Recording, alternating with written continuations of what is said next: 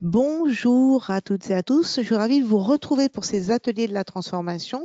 Nous voilà dans l'épisode numéro 4. On est désolé de ce petit retard à l'allumage, on avait deux problèmes techniques. L'atelier numéro 4, on arrive dans le deuxième cycle de ces ateliers de la transformation. Pour ceux qui arrivent, le premier cycle, c'était 3 ateliers sur le thème de la stratégie et l'expert comptable qui passe de la posture de technicien à chef d'entreprise. Là, nous rentrons dans ce deuxième cycle qui est, à partir du moment où nous avons défini la stratégie de notre cabinet et le plan d'action, on embarque nos collaborateurs. Donc, comment nous pilotons cette transformation? 3 ateliers sur l'embarcation de nos collaborateurs et après, pour tous ceux qui nous suivent, vous savez, 3 ateliers sur comment vendre. Aujourd'hui, j'ai la chance d'être accompagnée de Jean-Marc Choucroune, expert comptable, qui va nous faire part de son expérience dans le cabinet, et de Philippe Barré, expert comptable. Vous le savez, donc ces ateliers sont très souvent pratico-pratiques avec des témoignages et des idées concrètes.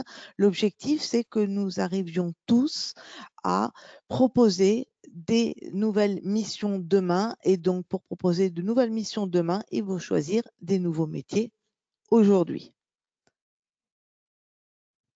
La dernière fois, nous avons appris, donc petit résumé des épisodes précédents, qu'il y a plusieurs stratégies, bien évidemment, pour les cabinets.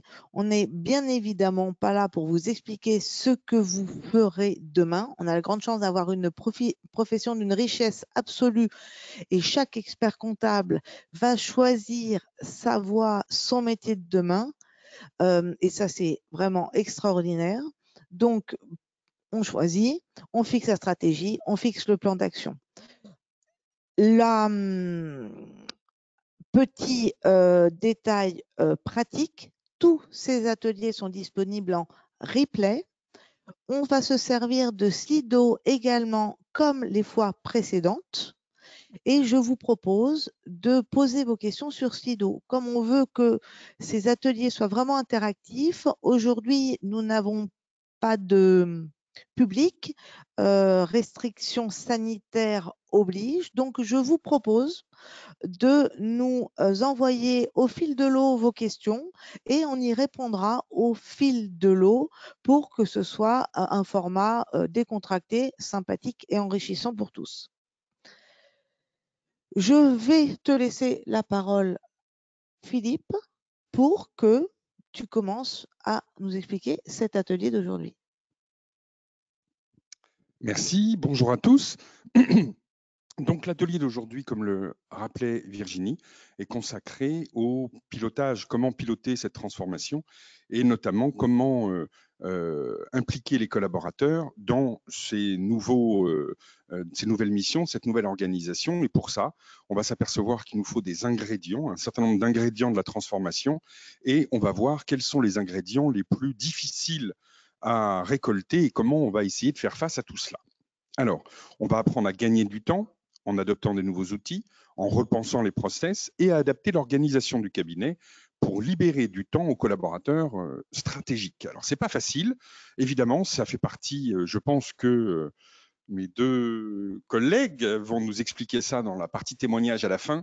Ça fait partie des choses les plus difficiles à mettre en œuvre dans un cabinet parce que changer un logiciel, ce n'est pas ce qu'il y a de plus dur, mais bouger les gens, faire gagner du temps, changer les habitudes, on va voir que ce n'est pas simple. C'est parti. Alors, petit rappel sur le parcours de la transformation. Je vais peut-être laisser Virginie. Donc, ce parcours, 9 ateliers gratuits, donc on en est au 4e. C'est un mardi par mois. Donc, on a commencé en septembre, on va terminer en juillet. C'est à chaque fois de 9h à 10h30 et j'imagine bien qu'il y aura une saison 2 et une saison 3. On a tous compris que ces ateliers d'une heure et demie, ben, c'est bien évidemment qu'une sensibilisation et de l'information à la transformation et qu'on peut avoir besoin de beaucoup plus d'aide. Vous avez qui s'affiche toutes les prochaines dates. Donc, on aura la joie de se retrouver le 11 janvier prochains, le 8 février, le 10 mai, le 7 juin et le 5 juillet. On va rentrer dans le vif du sujet. Donc Philippe, est-ce que tu peux nous donner la recette magique de la transformation? Alors, c'est parti. Donc, les ingrédients de la transformation. Oui, donc, dans les épisodes précédents, on a parlé de, comment dirais-je, d'approche stratégique. Autrement dit, si on n'a pas une direction et si on n'a pas un objectif, on n'y arrivera jamais. Là, on va passer vraiment sur le comment. Comment on fait concrètement pour transformer le cabinet. Alors, les ingrédients de la transformation, c'est quoi? Pour transformer le cabinet, d'une manière générale, qu'est-ce qu'on constate? Il faut développer des nouvelles missions. Mais pour ça, on l'a vu les fois précédentes, il faut savoir quelle mission, dans quelle direction on va, etc., etc. Et il nous manque une ressource dans les cabinets qui est le frein numéro un, qui est le temps des collaborateurs compétents. Autrement dit, on a actuellement un gros problème de surcharge des collaborateurs. On n'arrive pas à boucler ne serait-ce que les missions traditionnelles. En plus, on n'a qu'à dire, il n'y a qu'à recruter, sauf que c'est pas à vous que je vais apprendre que c'est un petit peu compliqué de recruter en ce moment. On n'est pas les seuls, mais on le vit de plein fouet, on le prend de plein fouet. Il est très difficile de recruter et en plus, évidemment, plus les collaborateurs sont compétents, plus ils sont capables de faire autre chose que de la compta, plus ils sont rares et donc moins on en trouve. Donc, la principale difficulté, ça va être de trouver du temps de collaborateurs capables de développer ces nouvelles missions, capables de faire les missions de demain et d'assurer le chiffre d'affaires des cabinets de demain. La question, c'est donc comment faire pour gagner du temps, trouver du temps et être capable de manager, de gérer cette transformation parce que les épisodes précédents nous ont montré que sans stratégie, sans idée de nouvelles missions, sans idée claire sur ce qu'on voulait devenir, on n'y arriverait pas. Sans leadership, sans volonté d'y arriver, on n'y arrivera pas. Tout ça est parfaitement clair. D'un autre côté, sans temps pour mettre en œuvre cette stratégie, sans temps pour gérer ces nouvelles missions, pour apprendre à les faire, pour les développer, les organiser, les produire, eh bien, on n'y arrivera pas non plus. La plus belle des stratégies ne verra jamais le jour si on n'a pas du temps pour la mettre en œuvre. Alors, concrètement, comment on fait? Donc, en fait, on s'aperçoit que pour transformer le cabinet, oh là, c'est à l'envers. Qu'est-ce qu'on s'aperçoit? On s'aperçoit que très concrètement, les missions de demain ne se feront que avec les collaborateurs d'aujourd'hui. Bien sûr, à la marge, certains collaborateurs partiront, puisque ils changeront de cabinet ou ils partiront en retraite, ou, etc. Mais ce que je veux dire, c'est que la plupart des cabinets, des collaborateurs de demain sont les cabinets qu'on a déjà, sont les collaborateurs qu'on a déjà aujourd'hui.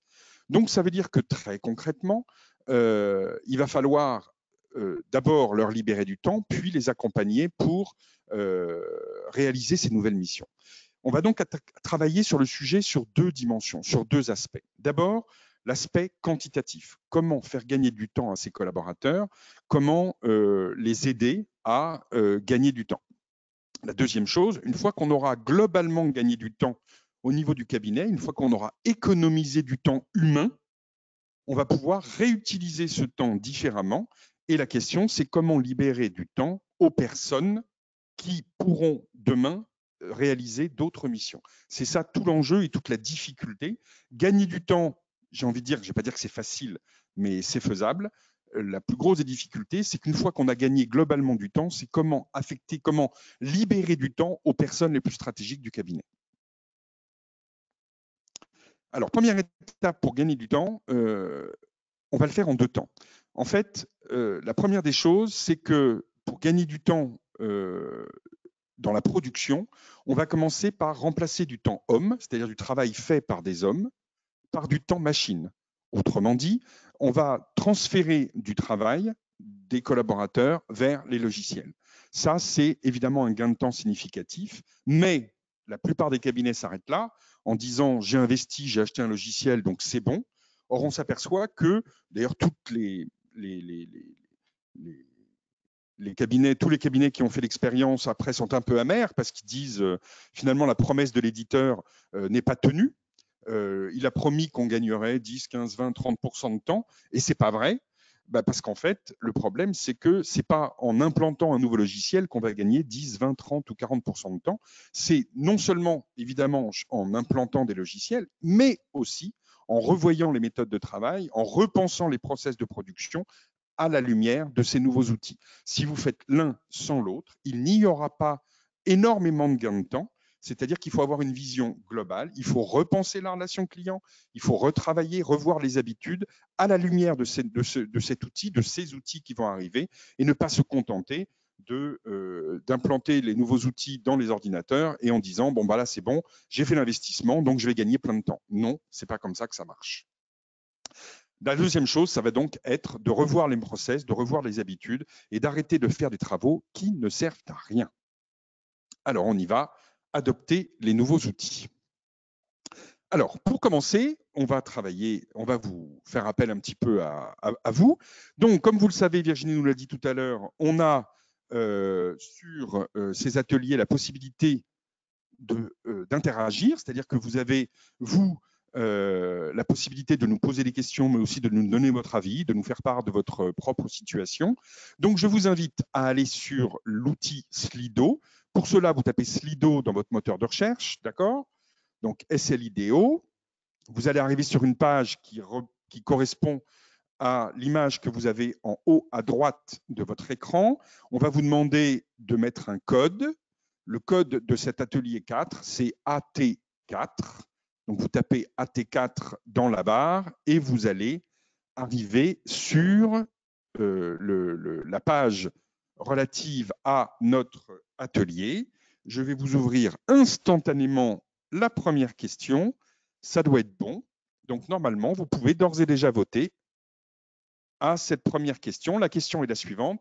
Dans votre cabinet, quelle est la part d'écriture comptable passée par des outils sans saisie manuelle? Est-ce que c'est grosso modo 20%, entre 20 et 40%, 40 et 60%, 60 et 80%, ou bien plus de 80%? Ça y est, les votes ont démarré. On en est à 22 votes, 27.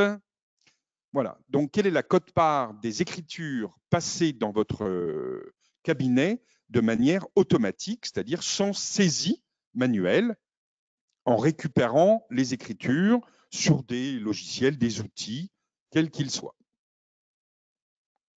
Alors, vous en êtes où?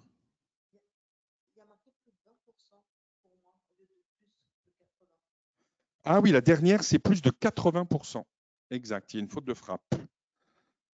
Je vous présente les résultats. On en est à 70 votes. 75. Je vous présente les résultats. Allez, c'est parti. Ça y est, j'ai partagé donc les résultats. Alors, moins de 20%, c'est 24% des cabinets qui nous écoutent aujourd'hui. Entre 20 et 40, c'est 16%. Entre 40 et 60, c'est la majorité. Enfin, non, pas la majorité, mais la plus grande partie, 29%. 60 et 80%, c'est 24%. Et plus de 80%, c'est 8%. Alors, qu'est-ce qu'on constate? En gros, sur les 4 premières tranches, on a entre 20 et 30% à chaque fois. Ce qui veut dire qu'en fait, c'est très réparti. Mais ce qui veut dire quand même qu'il y a 40% des confrères qui ont moins de 40% des écritures qui sont passées de manière automatique. Alors là, on n'est pas là pour donner des leçons, on n'est pas là pour expliquer quoi que ce soit, mais de manière très claire, vous essayez de courir le marathon avec un sac à dos rempli de cailloux, ce qui handicape légèrement. De manière très claire, il n'y aura pas de nouvelle mission, il n'y aura pas de rentabilité, il n'y aura pas la possibilité de développer le cabinet, de rentabiliser le cabinet, d'améliorer les marges si vous n'allez pas très vite sur les nouveaux outils. Ça, c'est très, très, très clair. Alors, merci. Donc là, les résultats, on vous les redonnera après. Hein. Mais globalement, on a ensuite 30% pile de cabinets qui ont entre 40 et 60% des écritures qui sont gérées automatiquement. Et puis, on a 30% des cabinets qui ont plus de 60% de leurs écritures qui sont passées de manière automatique. Pour information, Moi, par exemple, j'accompagne des cabinets qui ont plus de 90% des écritures qui sont passées de manière automatique. C'est évidemment un gain de temps phénoménal. Bien sûr, il y a des coûts de la logistique de mise en place. On en parlera tout à l'heure. Je n'ai pas dit que c'était simple.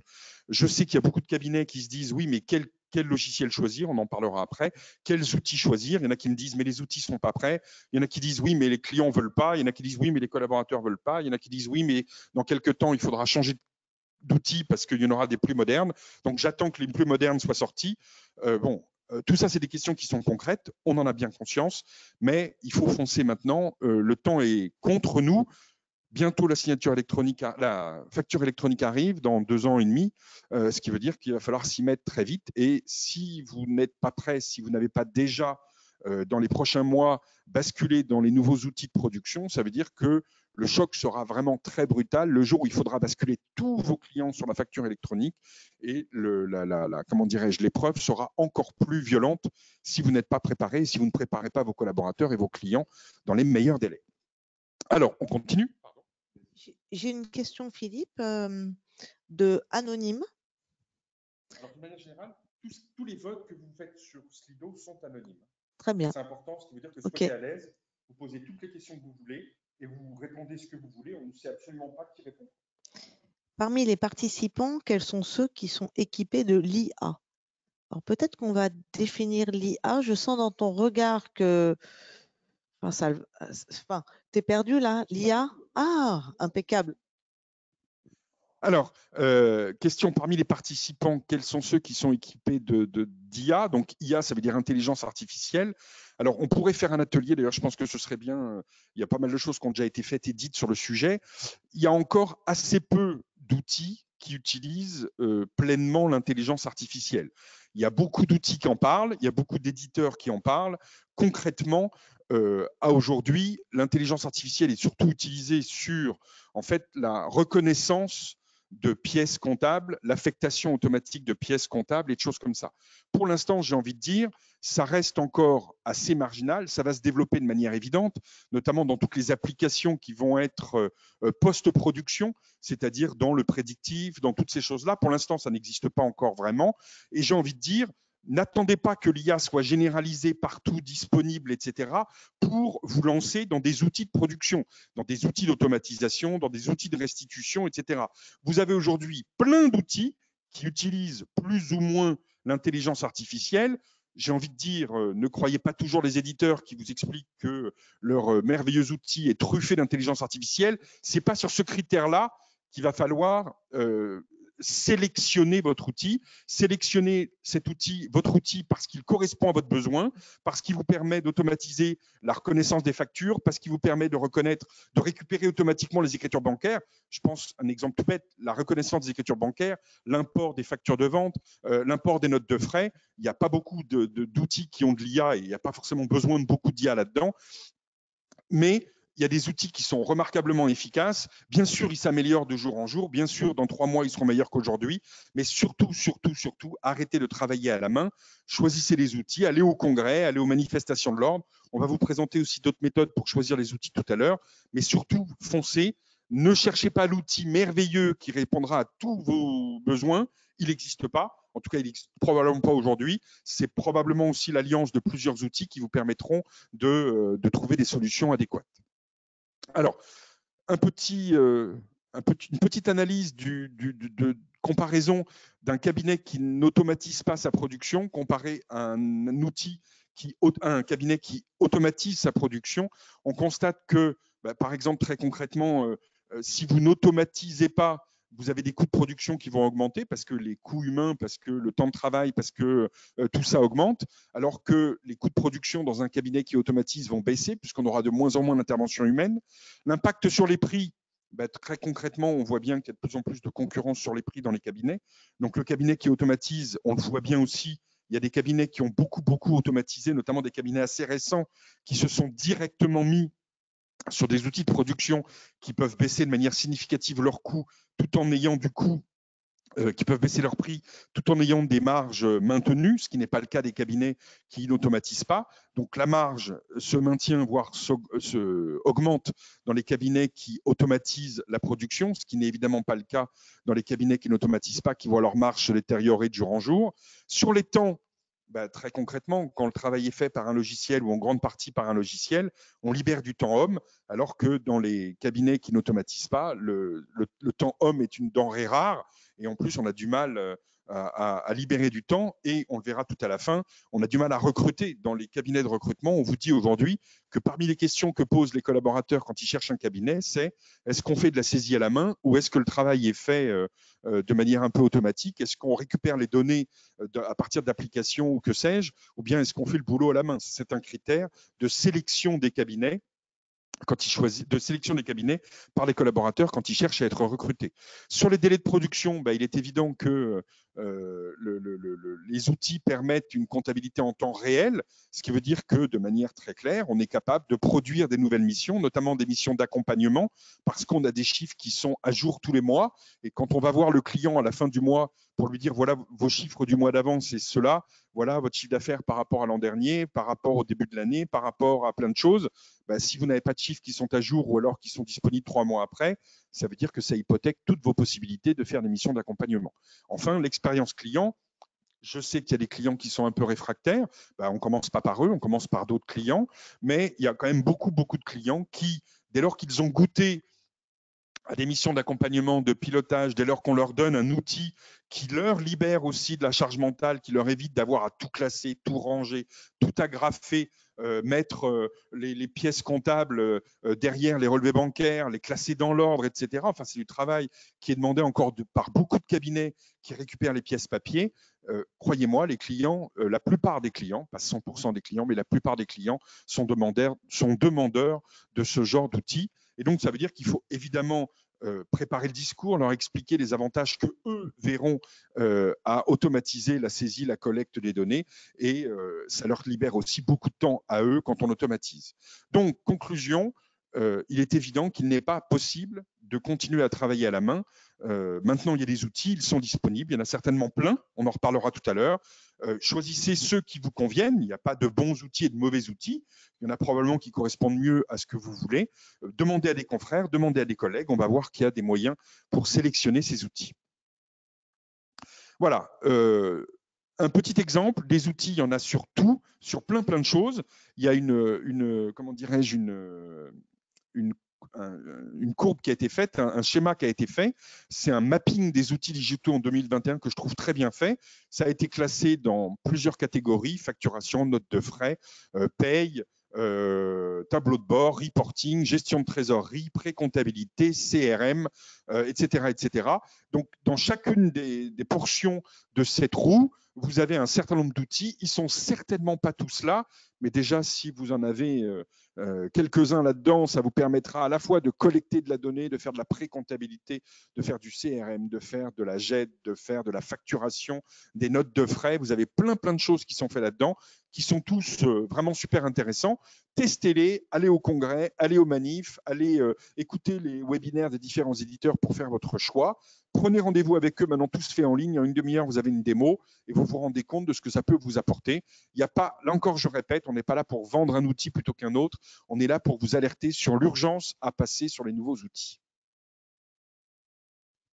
Si tu veux bien remettre voilà, la carte, si on a envie de faire des catégories et si on se place dans notre cœur de métier qui sont la saisie. Donc, on a les outils là pour la pré-comptabilité, on a dans les notes de frais, la facturation, et je crois que c'est et la paye. Donc, concrètement parlant, qu'est-ce qui prend du temps dans nos cabinets, dans le process, si on découpe le process de comptabilisation? La banque, là, tout le monde va récupérer la banque avec un outil, soit en scrapping, soit en EBIX. Je pense que la banque, ce sont des habitudes déjà prises depuis pas mal de temps dans la profession. Il y a une étude récente qui oui. dit que 85% des cabinets ont automatisé la récupération bancaire. C'est ce qu'il y a de plus développé aujourd'hui. Donc, il y a la récupération bancaire. Dans la récupération bancaire, il y a un domaine qui nous gonfle tous, les cartes bleues du dirigeant. Donc, attention au système de carte bleue, débit différé ou pas débit différé, il faut y faire attention. Ensuite, on a le process dans les faciles, peut-être les factures de vente. Moi, j'ai interdit dans mon cabinet, il y a quelques années, qu'on comptabilise les factures de vente, peut-être il y a 5-6 ans. C'est assez compliqué comme démarche.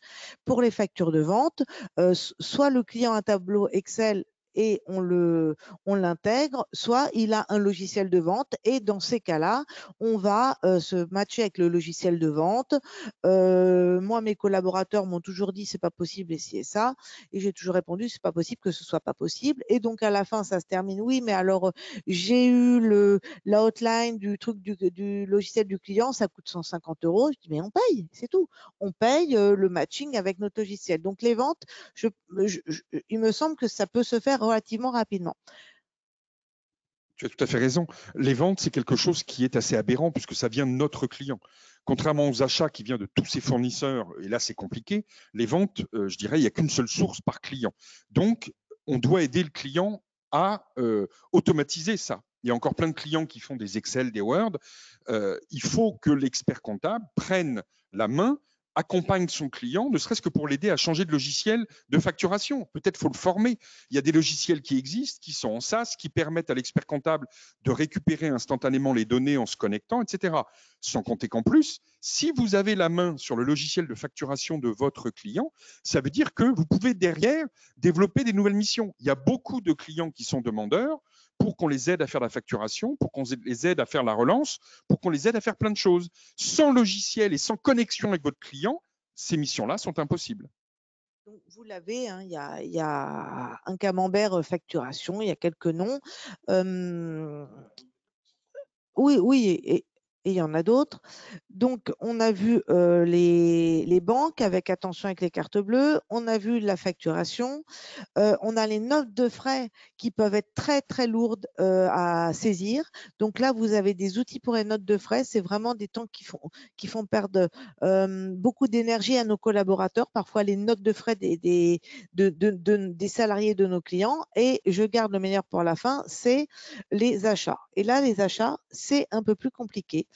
Donc là, on parle de l'ossérisation des factures d'achat.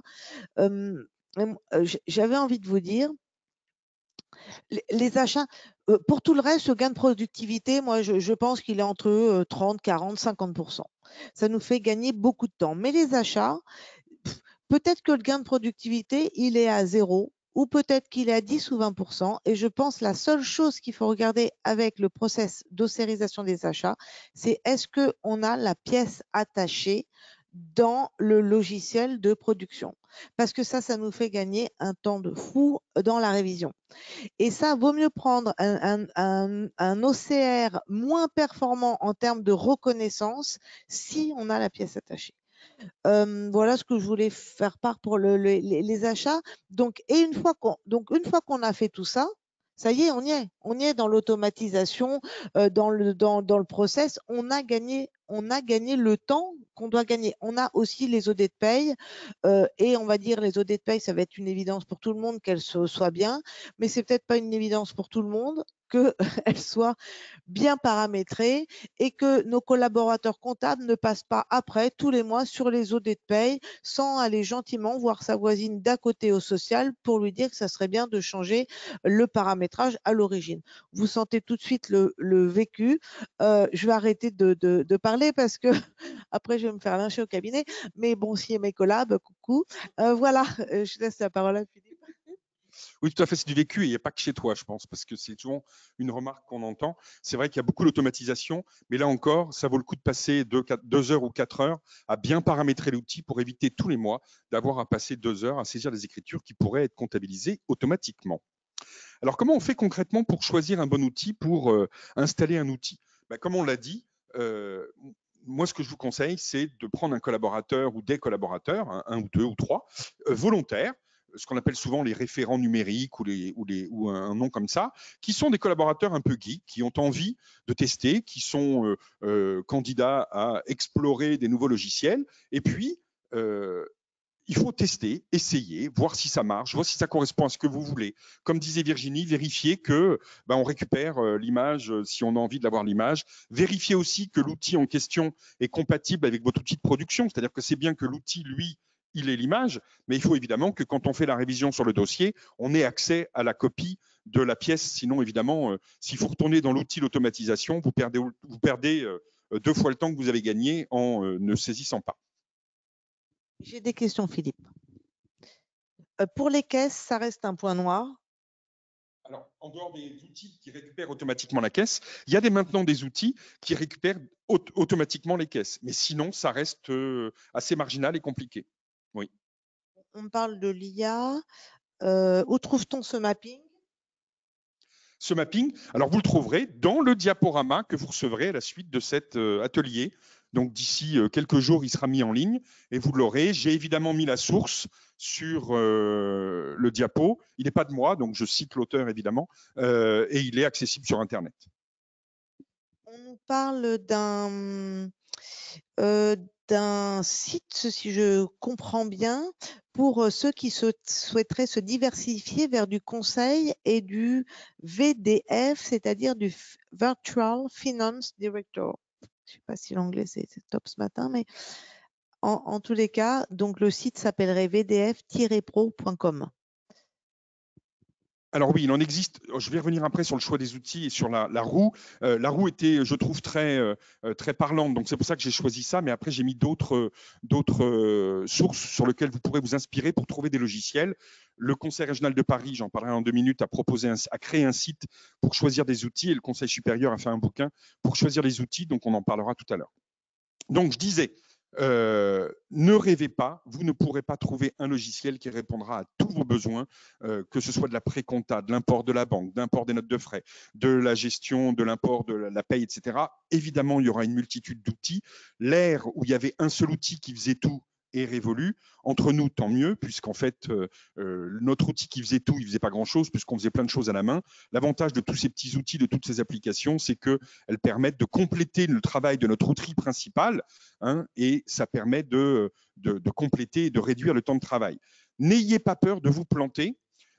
Vous commencez évidemment par tester sur des outils, sur des clients qui sont volontaires et qui sont open, qui savent que c'est une période de test, sur des collaborateurs qui sont prêts à tester et entre guillemets à perdre leur temps. Essayez, en français, ça veut dire essayez, plantez-vous rapidement, apprenez de vos erreurs et puis continuez, passez à la suite, etc. C'est vraiment la méthode aujourd'hui qu'on utilise. Il ne faut pas attendre de tout savoir sur tous les outils et que tous les outils soient prêts pour essayer. Il faut mettre des petits tests, des petites cellules de test. Vous essayez pendant 1 mois ou 2. Vous avez souvent 15 jours, 3 semaines gratuits pour voir si ça vous plaît. Pendant cette période-là, alors petite règle, testez pas les 5 outils la même semaine, sinon vous n'aurez pas le temps de les tester, puis après la période d'essai sera terminée. Testez-en un, passez au suivant, testez-en 2 ou 3, choisissez celui qui vous plaît, et comme ça, vous basculez ensuite l'ensemble du cabinet sur les outils. Alors, comme je le disais, pour choisir les outils, vous avez un outil, un site qui est topissime, qui s'appelle la plateforme des outils numériques, PON, pour les intimes. Vous tapez dans Google ou dans je sais pas quoi, dans votre logiciel de votre de requête, de votre moteur de recherche, pardon, et vous accédez à un site qui est totalement gratuit, qui vous permet d'avoir des avis et une présentation des différents outils collaboratifs pour les cabinets d'expertise comptable. C'est totalement gratuit, que vous soyez parisien, francilien, où que vous soyez, vous y avez accès. Vous pouvez aussi mettre vous-même des commentaires sur les outils que vous utilisez. D'ailleurs, ce serait bien de le faire parce qu'après, vous dites, mais il n'y a pas de commentaires des confrères. C'est normal, si vous n'en mettez pas vous-même, il n'y en aura pas. Mais l'idée, c'est que vous avez un vrai outil qui vous permet d'avoir, c'est classé, comme on l'a vu sur la petite route tout à l'heure, c'est classé par objectif d'outils et vous avez des présentations par l'éditeur et vous avez des commentaires de la part des confrères. Sachez aussi que l'Ordre des experts comptables, le Conseil supérieur, a créé un ouvrage sur le choix des outils. Je vous mettrai les coordonnées en annexe de notre présentation pour que vous puissiez le télécharger. Il est gratuit si vous êtes expert comptable, téléchargeable en PDF gratuitement. Voilà. Donc, vous avez plein d'endroits pour trouver l'information dont vous avez besoin sur les outils. Une fois que vous avez changé les outils, c'est bien beau, c'est super, mais ça ne suffit pas. comme on le verra tout à l'heure, ce n'est pas le plus difficile de changer d'outil, même si vous en changez tous les ans ou tous les 2 ans. Bien sûr, les clients ils vont râler si vous changez très souvent, mais en règle générale, quand vous changez, c'est que le suivant est plutôt meilleur que le précédent. Donc, ça va plutôt dans l'intérêt du cabinet et dans l'intérêt du client. Donc, je sais que ce n'est pas simple, je sais que, mais honnêtement, tout le monde maintenant a l'habitude. Moi, j'étais sur une application pour les chauffeurs VTC, et puis au bout d'un moment, ils ont un peu quand même, ils se sont relâchés et la prestation était moins bonne. J'ai appuyé sur le bouton, j'ai supprimé l'application, j'ai appuyé sur un autre bouton, j'avais une nouvelle application et ça a mis 10 minutes pour changer. C'était pas la même couleur, c'était pas le même endroit. Il a fallu que je remette mon numéro de carte bleue, mais honnêtement, en un quart d'heure, j'avais changé d'application. Donc aujourd'hui, c'est quand même quelque chose qui est assez fréquent de changer d'application et les clients, ils sont habitués. Alors bien sûr, commencez pas par les clients qui sont réfractaires à tout changement, mais vous avez quand même plein de clients qui sont d'ailleurs demandeurs d'avoir des outils. Moi, je sais que effectivement, on parle toujours des clients qui n'ont pas envie, mais il y a aussi beaucoup de clients qui ont envie et qui râlent parce que l'expert comptable n'est pas passé à des outils modernes. Donc les outils, il faut y aller, il n'y a pas de doute là-dessus, au plus vite. Quand est-ce que c'est le mieux de passer les outils? On va s'arrêter à 10h30. Le mieux, c'est de s'y mettre à 10h45. Parce que, comme disent les Chinois, le meilleur moment pour planter un arbre, c'était il y a 20 ans. Le deuxième meilleur moment pour planter un arbre, c'est aujourd'hui. Donc, on va planter un arbre. Dès qu'on a fini la conférence, on se met sur quel outil on va choisir. Vous allez sur le site PON pour choisir les outils qui vont bien. Vous demandez dès aujourd'hui des démonstrations de la part de tous les éditeurs qui vous conviennent. Vous choisissez 15 jours gratuits, vous essayez et avant Noël, vous avez choisi les 2 ou 3 outils. Tout début janvier, vous passez quelques clients intéressés, modernes, dynamiques pour voir si ça leur plaît. Vous regardez avec vos collaborateurs et avant la saison, si possible, vous essayez de basculer un certain nombre de clients. Ça vous évitera déjà d'avoir à faire de la saisie pendant la saison parce que pendant la saison, ce n'est pas le moment où on fait de la production sur la période courante. Deuxième étape, il faut chasser les gaspillages. Et oui, depuis des années, on a gardé la même habitude de travailler comme quand on était riche, quand on avait du temps, quand il y avait des collaborateurs à profusion, quand il n'y avait pas de pièces, quand il n'y avait pas toutes les obligations fiscalo-administratives et comptables qu'on nous a rajoutées d'année en année. Donc, puisque l'environnement a changé, les obligations ont changé, tout a changé, faut peut-être que nous aussi, on change. Donc, qu'est-ce que c'est qu'un gaspillage? L'image que vous avez là est assez révélatrice. Un gaspillage, ce n'est pas une voie d'eau dans un bateau. Parce que quand il y a un énorme trou dans la coque, on s'en aperçoit vite et on trouve très vite un moyen de boucher le trou. Sinon, l'issue est assez rapide et assez définitive. Les gaspillages, ce n'est pas ça. C'est le petit robinet qui coule un petit peu tous les jours, c'est-à-dire vous perdez 5 minutes par dossier, 5 minutes par heure, 5 minutes par jour. Mais comme vous avez 200 dossiers, 250 jours par an, 20 collaborateurs, et 5 minutes fois 250 dossiers fois 250 jours, etc., ça fait beaucoup de temps. Et donc, il va falloir arrêter cette fuite permanente du temps qui ne sert à rien, qui n'est pas facturé au client, parce que le client n'a certainement pas envie de payer vos pertes de temps ou vos inefficacités ou des trucs qui ne servent à rien, sauf qu'on l'a toujours fait comme ça, donc on continue à faire comme ça. Chez nous, Philippe, on a matérialisé cette réflexion en disant compte tes clics. Combien de clics il faut pour arriver d'un point A à un point B? Et en fait, on s'est rendu compte que dans beaucoup de process, on pouvait supprimer un certain nombre de manipulations, et c'est vraiment ça. Et ça nous faisait gagner X minutes, en plus X heures par mois, X jours par an, et on les affectait à faire beaucoup d'autres choses. Donc c'est vraiment dans le détail qu'on va retrouver le gaspillage, et il ne faut pas avoir peur de prendre une loupe et de décomposer, quitte au chronomètre, pour voir exactement où on peut gagner du temps, parce qu'il y a beaucoup de process inutiles, où les collaborateurs ont l'habitude de travailler comme ça, ou nous-mêmes d'ailleurs. Et on est confronté en fait à ce problème en disant c'est pas grave, je vais le faire, je vais me lever pour faire une photocopie. Bon, en fait, tout ça, c'est du temps de production totalement inutile et qu'on peut gagner grâce à la techno. Alors, tu as tout à fait raison. Il y a même des exemples extrêmement triviaux qui vont paraître un peu ridicules peut-être à la plupart des gens, mais c'est du concret, c'est du sérieux et c'est pas si vieux que ça. Moi, j'ai accompagné des cabinets, par exemple, où il y avait un scanner qui était au rez-de-chaussée. Sauf que le cabinet, il fait 3 étages et le scanner, c'était le photocopieur. Et donc, quand ils avaient des pièces à scanner, ils descendaient 2 étages et ils remontaient. On a fait installer des petits scanners de poche, de bureau sur quasiment tous les bureaux. Ça coûte peut-être 50 balles ou 100 balles, mais le temps gagné, il est démesurément supérieur. Autre exemple, qui maintenant est encore plus trivial, c'est 2 écrans sur chaque ordinateur. C'est-à-dire que arrêtons d'avoir un petit écran, et même à la maison. Enfin, moi, je sais qu'il y a plein de cabinets qui n'y avaient pas pensé. Alors, c'est un peu pénible, peut-être, tout le monde n'en veut pas forcément, mais il y a des écrans maintenant, des petits écrans qui n'ont même pas besoin d'avoir une grande infrastructure. Mais moi, j'ai un écran qui est 2 fois plus grand qu'un écran de portable, que je branche juste avec un port USB dans l'ordinateur portable, et ça me fait un grand écran. Bon, bah ça, typiquement, c'est des choses, quand on a 2 écrans et qu'on est comptable, ça fait gagner un temps précieux, etc., etc., etc. Des choses comme ça, c'est vraiment très trivial, mais ça fait perdre un temps incroyable. D'accord? Donc, l'objectif, c'est de faire la chasse à tous ces temps perdus qui ne servent à rien et qui sont mais légions dans les cabinets. Alors, petite estimation, Jean-Marc disait, ça fait perdre un peu de temps. Bah, on fait un calcul tout bête. Si on fait 35 heures par semaine, d'accord, et qu'on fait ça en 5 heures, enfin 5 jours de 7 heures, si on gagne 5 minutes par jour, qu'est-ce que c'est que 5 minutes par jour? Moi, je pense qu'on peut gagner facilement 5 minutes par heure. Mais si on gagne seulement 5 minutes par jour, on gagne tous 3 jours par an. Si on gagne jusqu'à 1 heure par jour, ce qui n'est pas bien compliqué, on gagne 36 jours par an. D'accord? Eh bien, vous avez, mettons, 10 collaborateurs dans le cabinet. Eh bien, si vous leur faites gagner quasiment 1 heure par jour, et croyez-moi, c'est tout à fait faisable, vous gagnez 36 x 10, 360 jours par an, donc 2 collaborateurs à temps plein. Alors là, je sais que ça va râler, mais c'est pas grave, j'assume. Ah non, je vais pas râler du tout. Moi, je l'ai fait il y a une dizaine d'années dans mon cabinet. Évidemment, pour la période fiscale, parce que là, tu l'étales sur l'année. Mais je prenais des portefeuilles de collaborateurs. À l'époque, il y a 10 ans, c'était peut-être 25 dossiers par collab. Maintenant, on en a un peu plus. 25 dossiers par collab, 1 heure par dossier. Donc, moi, j'avais mis les mains dans le cambouis des dossiers de révision, parce qu'à l'époque, il y a 10 ans, n'était pas des maths, et je regardais les photocopies qui étaient faites et qui servaient à rien. Les photocopies de coupures, enfin, voilà.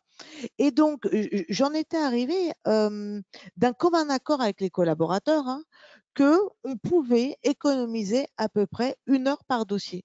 Et je leur disais, mais 1 heure par dossier fois 25 dossiers, ça fait 25 heures en mars, avril.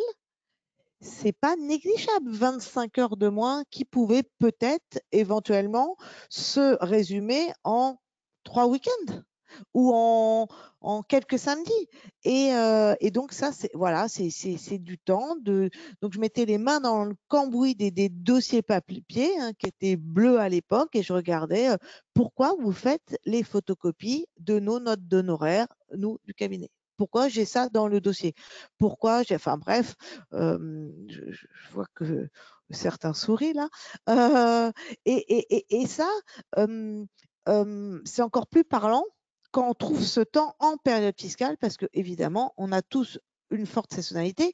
Avec la compta en temps réel, on l'a de moins en moins, cette saisonnalité, ça c'est extraordinaire, mais pour tous ces cabinets qui sont peu numérisés, évidemment, il faut faire cette chasse au gaspille et avoir ce face-à-face avec chaque collab, avec chaque dossier, et essayer de trouver, vous trouvez 1 heure par dossier, ça vous sauve quelques samedis.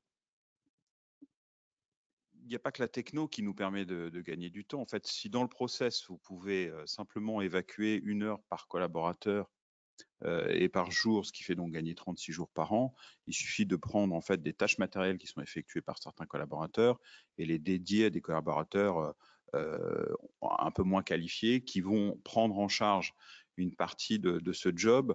Et donc, en fait, l'économie à coût constant va vous permettre de progresser en termes de qualité et de disponibilité de collaborateurs à haute valeur ajoutée. Donc, en fait, c'est pas uniquement la techno qui va vous permettre de gagner du temps, mais c'est surtout l'organisation. Et la techno va vous aider, en fait, à vous organiser.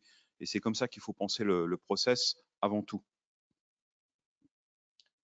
C'est exactement ça, en fait. Les gains de temps, on s'aperçoit quand on modifie l'organisation du cabinet que ces gains de temps sont bien supérieurs aux gains de temps produits par l'outil, mais l'outil permet les gains de temps. C'est-à-dire qu'en fait, c'est un cercle vertueux où la révision des process permet d'alimenter les gains de temps de l'outil et inversement. Donc voilà, les gains de temps sont potentiellement énormes. Oui, mais voilà. Pour avoir les gains de temps, eh ben, il faut investir un peu de temps, c'est-à-dire qu'il faut prendre le temps de gagner du temps. Cet exemple des Lego, j'adore, c'est-à-dire que vous avez un petit bonhomme Lego à gauche qui a trouvé une roue, ça vient de sortir chez les Lego, sauf qu'à l'époque, quand les anciens Lego, ils ont fait leur charrette, ils n'avaient pas les roues, ils n'avaient pas les ronds, donc ils ont mis des carrés pour la charrette, mais évidemment, la charrette va moins vite que s'il y avait une roue. Et ils disent, on n'a pas le temps de mettre la roue puisqu'on bosse, nous. Voilà. Mais ça, c'est le cabinet d'expertise comptable dans toute sa splendeur. On continue à travailler avec une méthode qui n'est pas la bonne et on ne prend pas les 3 heures, 4 heures, 5 heures, une demi-journée pour mettre en place les nouvelles méthodes qui feraient gagner beaucoup de temps et qui récupéreraient. Vous avez un retour sur investissement sur les gains de temps et sur la révision des process qui est absolument exceptionnel. Moi, je l'ai vu dans des dizaines de cabinets, les gains de temps sont exceptionnels. Il faut juste, entre guillemets, s'y mettre, prendre la décision. Ce n'est pas trop tard, vous pouvez le décider en janvier pour gérer toute la saison fiscale de manière allégée. Ça vous permettra, comme disait Virginie, de récupérer les samedis, peut-être de récupérer tous les ponts du mois de mai, s'il y a des ponts cette année, je ne sais pas s'il y en a, mais au moins que vous viviez une période fiscale qui sera bien plus supportable, bien plus confortable, avec des bilans qui auront la même qualité, le travail qui aura la même qualité, mais on arrête de faire du travail inutile.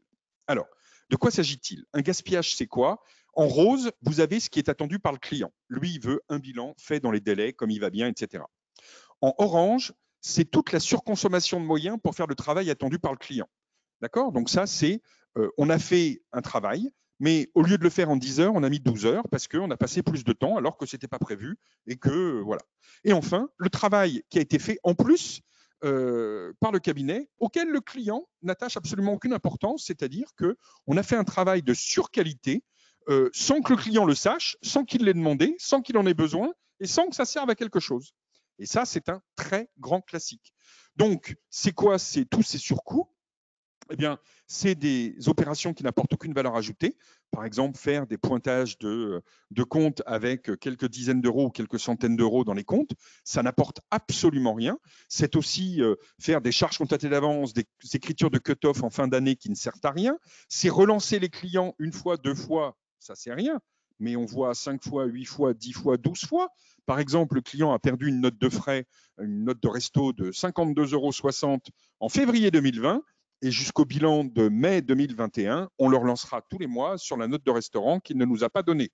Note de restaurant qu'il a évidemment paumée depuis 15 mois et qu'il n'est pas prêt de retrouver en mai 2021 et qu'on finira par comptabiliser en mai 2021.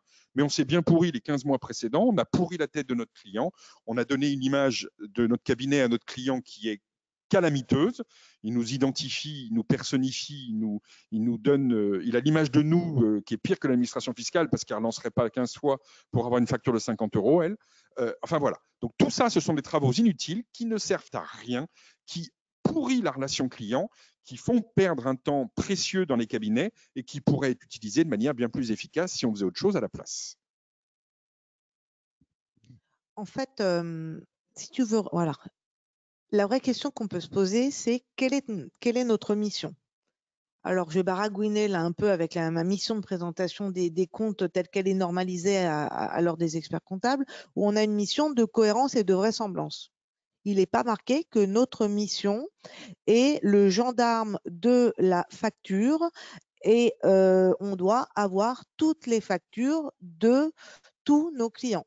En fait, ça, c'est marqué nulle part. Cohérence et vraisemblance. Alors certes, la mission de présentation, c'est une mission de révision. À côté, il existe la mission de saisie, qui elle-même n'est pas normalisée, mais nous avons la possibilité d'avoir une pratique par sondage, par épreuve. Concrètement parlant, ça veut dire quoi? Comme j'en ai eu marre, moi, il y a 3, 4 ans, 5 ans, dans mon cabinet, que en février, je demande où en est tel bilan de tel client. Virginie, ça va, j'ai encore des trucs en compte d'attente. Je me suis fait balader 1 année, 2 années, et puis la 3e année, je voudrais voir le compte d'attente. Et là, je me rends compte que dans le compte d'attente, il manque 8, 10, 20 factures de 50 €, les Uber, les trucs, les nanas. Bon, bref. Et donc, au lieu de rendre le bilan en février et d'avoir une vraie relation avec le client, avec une vraie aide en gestion, parce qu'en février, c'est quand même pas trop mal de lui parler de ses comptes N-1, eh bien, on attend jusqu'en avril-mai pour sortir à peu près le même bilan, parce que de toute manière, les pièces, il les a paumées.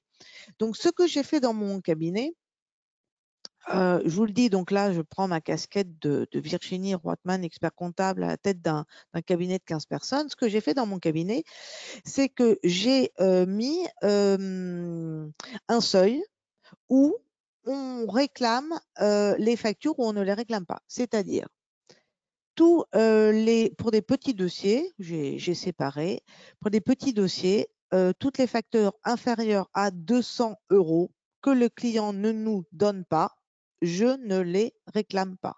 Pour les gros dossiers, j'ai fait 500 € et je vous parle d'une mission de saisie. Ça veut dire quoi? Ça veut dire que j'ai écrit à tous mes clients que lorsqu'ils dépensaient une somme inférieure à 200 € ou à 500 €, elle était forcément compatible avec l'objet social dans l'intérêt de la société et que s'il ne me donnait pas la pièce, ce n'était pas dans ma mission de lui réclamer. Soit je sais ce que c'est, et parce que c'est une carte bleue, parce que souvent on parle de carte bleue, et donc on lit le truc genre Fnac bidule, je la comptabilise en charge, ce qu'on fait tous de toute manière après l'avoir demandé 50 fois. Soit on ne sait pas ce que c'est, et là, je lui mets dans son compte courant et je n'en parle plus. Et là, je lui dis à la fin de l'année. Donc, on a des gains pour gagner du temps. Et je peux vous dire que lorsqu'on arrête de courir après ces justificatifs-là qui ne nous sont pas donnés, on gagne un temps de fou. Et le plus dur, c'est pas de convaincre le client, hein, parce qu'en fait, le client, ça lui va parfaitement. Le plus dur, c'est de convaincre le collaborateur qui va arrêter de les demander. Et là, c'est comme si on arrêtait un TGV et on met 1, 2 ans, 3 ans à abandonner ces réflexes-là, de continuer de réclamer une facture de resto, une facture de Uber, de ce que vous voulez, vous savez, ces petites factures. Donc, voilà ce qui m'a permis dans mon cabinet de gagner du temps pour évidemment avoir le temps de faire ces nouvelles missions ou d'imaginer ces nouveaux métiers. Tout à fait. Alors, petite précision un peu normative sur ce que vient de dire Virginie. Déjà, on peut réclamer même en dessous de 200 € une première fois parce que le client a pu oublier de nous la donner. OK. Mais ce n'est pas la peine de relancer 5 fois de manière très claire. On a relancé une fois, on a prévenu le client. Je rappelle qu'il appartient au client de conserver les pièces et que ça n'est pas le rôle de l'expert comptable d'aller courir après les pièces, d'accord? Donc, ça n'est pas notre mission. La deuxième chose, pour en revenir à ce qu'on disait avant, notamment avec Jean-Marc, c'est que les outils modernes permettent d'éviter cette chasse aux pièces comptables. Quand vous avez des outils modernes qui récupèrent automatiquement les pièces comptables des restos, quand vous avez au resto que vous faites clic-clac et que la note de frais elle est comptabilisée, quand vous avez des outils de note de frais, quand vous avez des outils qui vont capter les données sur les différents sites des différents, chez Orange, SCFR, EDF, etc., quand toutes les factures sont récupérées automatiquement, c'est autant de pièces qui manquent en moins. Et donc, c'est autant de collecte en moins, autant de relance en moins, autant de temps perdu en moins. Et donc, là, on voit bien une fois de plus que l'outil plus le process permettent de gagner un temps extrêmement précieux et les heures et le temps gagné se compte en heures par dossier, avec un S à heure par dossier. Ça, effectivement, le gain de temps était significatif. Et après, juste petite dernière précision, la mission de présentation, qui est donc effectivement une norme de l'ordre, qui prévoit qu'à la fin de la mission, l'expert comptable émet une opinion de cohérence et de vraisemblance, prévoit, c'est écrit dans la norme, la mise en place d'un seuil de signification. Autrement dit, c'est à vous de définir client par client un seuil de signification. Et donc, c'est à vous de mettre en place les règles qui vont faire que vous allez contrôler, réviser tel ou tel compte ou telle facture ou note selon que ça excède ou pas le seuil de signification. Donc, ça n'est pas du tout non conforme ou illégal, c'est tout à fait prévu par les textes. Donc, un seuil de signification pour les tâches de saisie et bien évidemment un seuil de signification pour les cut-offs qui vont faire gagner beaucoup de temps. Il semblerait qu'il faille accélérer un peu, Philippe. J'en ai bien conscience. Alors, on se dépêche. Alors, les gaspillages dans le cabinet, on vous a mis à la fin du diaporama, donc on ne vous le présente pas pendant la conférence, mais dans le diaporama que vous pourrez récupérer, on a mis une fiche par type de gaspillage, c'est-à-dire qu'en fait, on vous a détaillé l'origine de chaque gaspillage. En fait, de quoi s'agit-il? On a identifié 7 sources de gaspillage dans les cabinets, 7 pertes de temps extrêmement fréquentes, donc la surqualité, les temps d'attente, les gestes inutiles, transport et manutention, surproduction, stock excessif. Je vais vous donner que 2 ou 3 exemples de gaspillage pour vous alerter sur les choses qui font gagner beaucoup de temps. La surqualité, c'est quoi? C'est très simple, c'est exiger d'avoir toutes les pièces comptables pour les comptabiliser. Si il manque une note de Uber, une note d'EDF, de France Télécom, de Orange, de SFR ou je ne sais quoi, vous la comptabilisez et n'importe comment. Vous savez que si jamais il y a un contrôle fiscal, la probabilité qu'il vous demande une facture de 35 € est assez faible, mais en plus, vous pouvez la récupérer s'il y a besoin sur la plateforme du client. Donc, c'est pas la peine de perdre 3 fois un quart d'heure à demander les pièces, même si ça se fait plus ou moins automatiquement, ça sert à rien, ça pourrit le client, on laisse tomber ses relances. La surqualité, c'est un dossier de travail qui fait 15 cm d'épaisseur s'il est papier et qui fait je ne sais combien de temps en révision s'il est des maths, et on va faire de la révision sur des comptes qui n'ont aucun intérêt. Le compte 101 capital social, dans 90% des cas, il n'a pas changé de l'année. Ça sert à quoi de dire au 31-12 N-1, il faisait tant, augmentation 0, diminution 0, total au 31-12 N, bah, la même chose qu'au 31-12 N-1, OK, conforme, machin, mais tout ça, c'est une perte de temps. Quand vous gagnez 10 minutes par dossier sur X dossiers sur X années, vous avez 3 années à passer en vacances. Vous pouvez faire le tour du monde si vous voulez, rien qu'en arrêtant de faire la note de contrôle sur le compte 101. Aidez comme ça, il y en a tenté plus. Tous les comptes qui n'ont pas de mouvement, qui sont non significatifs, ça n'a aucun intérêt d'aller les réviser. L'expert comptable n'a pas à mettre sa note ou son visa sur chaque page. J'ai entendu ça il n'y a pas longtemps, c'est dans les normes. Non, c'est absolument pas dans les normes. L'expert comptable peut récupérer d'une personne qui a fait une supervision ou du collaborateur une note de synthèse. Une note de synthèse, comme son nom l'indique, c'est une synthèse. Il n'y a pas besoin d'aller pointer chaque compte. L'expert comptable n'a pas besoin d'aller pointer chaque compte. Il ne regarde que ce qui est pertinent. Les temps d'attente, c'est quoi? C'est vous attendez la réponse du client parce qu'il n'a pas envoyé toutes ses pièces, mais c'est normal. Il fallait, avant de commencer le travail, travailler à vérifier qu'il y avait toutes les pièces dans le dossier. Les outils, là encore, nous permettent d'éviter les temps d'attente puisqu'on a récupéré les pièces au fur et à mesure. Elles ont été classées au fur et à mesure, ce qui permet, le jour où on s'y met, de ne pas relancer le client sur des pièces dont on ne s'est pas aperçu qu'elles manquaient. Donc ça, c'est énorme le temps qu'on gagne. C'est aussi l'associé qui met un paquet de temps parce qu'on lui a mis 40 dossiers à réviser le même week-end ou la même semaine sur son dossier. Si on avait planifié, si on avait commencé à sortir les bilans dès le 10 janvier, puisque je vous rappelle que les BNC, malgré 25 ans de pratique, j'ai toujours pas compris pourquoi on attendait après le 10 janvier pour commencer à les sortir, puisque c'est que de la trésor, et a priori la trésor du 31-12, elle est connue le 10 janvier, donc on peut commencer à sortir les BNC, on peut commencer à sortir les liasses dès le 10 janvier. Donc tout ça pour dire que les temps d'attente peuvent être significativement réduits. Les gestes inutiles, c'est faire des clics inutiles, comme le disait Jean-Marc, c'est descendre au rez-de-chaussée pour récupérer un scannerisation, c'est voilà. Les défauts et erreurs, c'est une mauvaise information des collaborateurs. Il y en a un qui fait une bêtise. Plutôt que d'alerter tous les autres sur le risque qu'il y a de la faire, on laisse tout le monde faire la même bêtise. Puis à la fin, voilà. Les transports et manutention, c'est par exemple faire un peu de visio quand il y a possibilité de le faire, mais c'est aussi la communication. Et là, je vais faire 1 minute sur la communication. Elle va peut-être dépasser de l'heure autorisée, mais c'est fondamental. Quand on est dans un cabinet d'expertise comptable, je ne sais pas si ça vous a marqué, mais on n'est pas urgentiste dans un hôpital. Il n'y a pas de risque de danger de mort imminente si on ne répond pas aux clients qui appellent en pleine période fiscale ou en plein quand on est en train de faire une déclaration de TVA ou je sais pas quoi, un travail, un bilan à monter ou une paye ou je ne sais quoi. Donc la règle de base dans un cabinet d'expertise comptable, c'est qu'on arrête de répondre au téléphone en permanence, on arrête de répondre aux mails en permanence. On bloque des périodes, le matin quand on arrive de 9 à 10, on fait tous les appels téléphoniques des clients qui ont laissé des messages la veille, ou alors à 14 h quand on revient de déjeuner. Et puis on répond à tous les mails. Mais on ne répond pas au téléphone quand il sonne. Le téléphone, c'est marqué sur tous les mails de tous les collaborateurs. On répond au téléphone, par exemple, ou on rappelle quand le client a appelé, mais on arrête d'être 24/24 en train de répondre immédiatement au client. Pourquoi? Parce que ça fait perdre un temps énorme. Et quand quelqu'un, en plus, quand on est plusieurs dans le même bureau et qu'il y en a un qui répond au téléphone, ça veut dire qu'on dérange tout le bureau. Et ça veut dire qu'il n'y a pas une personne qui est dérangée, ça veut dire que c'est 4 personnes qui n'arrivent pas à travailler. Donc, on se bloque des périodes pendant lesquelles on répond. Et quand on est concentré sur un bilan, une paye, je sais pas quoi moi, une liasse fiscale ou que sais-je, eh ben, on ne répond pas au téléphone. On se concentre, on se réserve des périodes à nous. On n'a pas le droit d'aller déranger les autres quand ils sont en train de bosser. On se retrouve tous les lundis au cabinet pour éviter de se chercher toute la semaine. On ne se fait pas des réunions n'importe quand, n'importe comment. Un peu d'organisation permet de gagner un temps extrêmement précieux. La surproduction, c'est des travaux qui n'ont pas été commandés par le client, mais qu'on fait.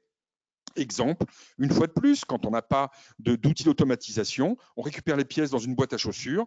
Le client aurait dû les classer, mais il ne les a pas classées. Eh ben, on le fait et on ne facture pas. Moyennant quoi, le mois prochain, ben, il fera pareil parce qu'il a compris que ça marchait. Et donc, il n'y a aucune raison qu'il ne le fasse pas, etc., etc. Les stocks excessifs, c'est aussi la plaie des cabinets.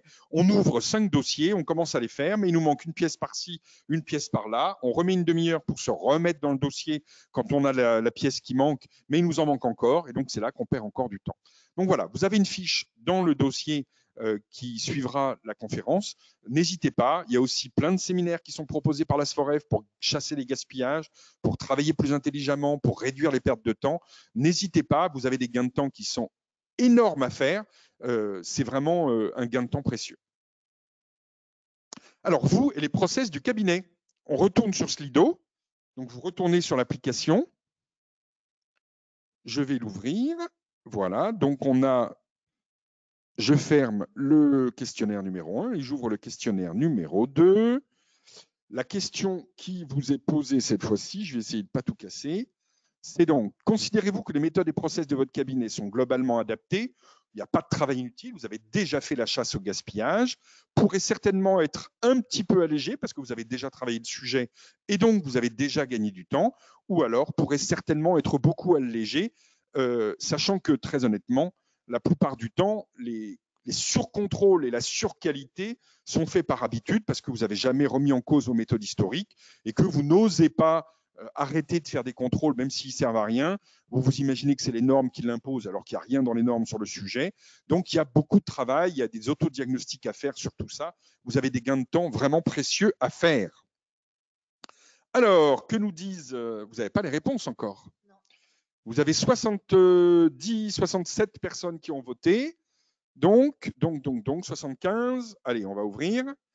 Vous avez 4%, autrement dit, quasiment personne, qui considèrent que ces process sont globalement adaptés et donc qu'il n'y a pas de travail inutile. 4%. Alors, merci beaucoup de votre honnêteté. Parce que souvent on dit non, mais moi j'ai déjà regardé, il n'y a rien à économiser. Là, l'anonymat permet de dire la vérité. Vous n'êtes même plus 4, vous êtes 3 maintenant. Vous êtes 3%.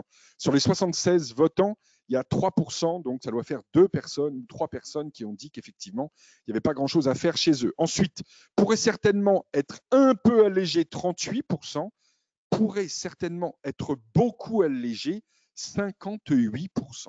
Tout est dit. Et puis 1% qui ne sait pas trop. C'est énorme. La priorité absolue, c'est déjà d'alléger. Moi, je me souviens d'un cabinet d'expertise comptable de 12 personnes qui n'arrivaient pas à recruter. Ils étaient désespérés, ils étaient dans le sud. Ils étaient désespérés, ils ont mis 6 mois. En janvier ou décembre, ils ont dit on n'y arrivera jamais, la saison fiscale arrive, on n'a plus le temps. Ils ont mis en place un système drastique. Ils ont pris 2 ou 3 outils d'automatisation. Ils ont revu tous leurs process. On a bossé 1 journée et demie avec eux. Eh bien, ils ont passé toute la saison fiscale avec 2 collaborateurs de moins que ce qu'ils cherchaient, parce qu'ils cherchaient 2 collaborateurs désespérément. Ils ont réussi la saison sans avoir à recruter. À la fin de la saison, ça a été champagne et ils ont réussi à faire tout leur bilan dans les délais et ça s'est très bien passé. Eh bien, ça, je dis juste aux 59% maintenant des cabinets qui ont beaucoup de choses à alléger et même aux 39% qui ont un peu à alléger, avant de développer des nouvelles missions, avant de réinventer l'eau chaude, adaptez vos process, revoyez vos process, vous allez pouvoir éliminer un temps inutilement perdu et vous allez pouvoir gagner beaucoup de temps. Ensuite, dernière chose, adapter l'organisation du cabinet pour libérer du temps aux collaborateurs stratégiques. Donc, dans les 59 et 39, ce qui veut dire quand même 95% des cabinets, vous avez du temps à gagner. eh bien, ce temps à gagner, l'objectif, ça va être de le faire gagner surtout et en priorité aux collaborateurs capables de réaliser des nouvelles missions. Pourquoi? Parce que, comme le disait Jean-Marc tout à l'heure, grâce aux outils, grâce au temps gagné, on va gagner du temps. Grâce au process qu'on va revoir, on va gagner du temps. L'objectif, c'est de flécher ce temps et de libérer du temps, surtout aux gens, aux collaborateurs, qui pourront faire autre chose. Des missions d'accompagnement, de facturation, de recouvrement, de pilotage.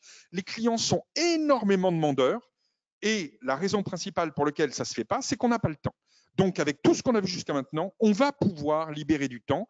Mais la question, c'est comment on fait pour libérer du temps aux gens qui seront capables de faire autre chose. En fait, il y a deux principes fondamentaux et deux règles fondamentales qu'il va falloir mettre en place. Ce n'est pas toujours simple pour personne, ni pour les délégants, ni pour les délégataires.